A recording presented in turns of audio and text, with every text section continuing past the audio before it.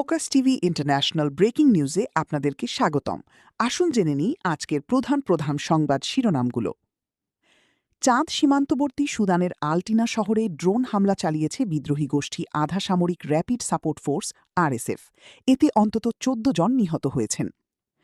ভারতের পশ্চিমবঙ্গের হাকিমপুর সীমান্তে কয়েকশো মানুষের ভিড় জমেছে।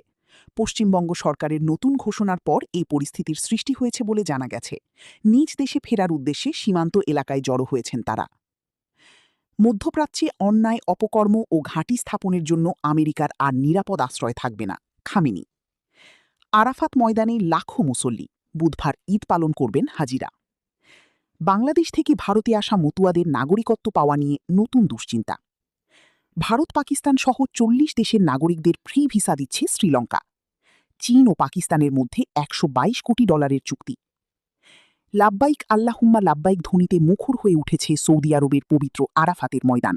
হজের সবচেয়ে গুরুত্বপূর্ণ ও আধ্যাত্মিক পর্ব উকুফে আরাফা পালনে মঙ্গলবার ২৬ মে সেখানে সমাবেত হয়েছেন ১৬ লাখেরও বেশি হাজি।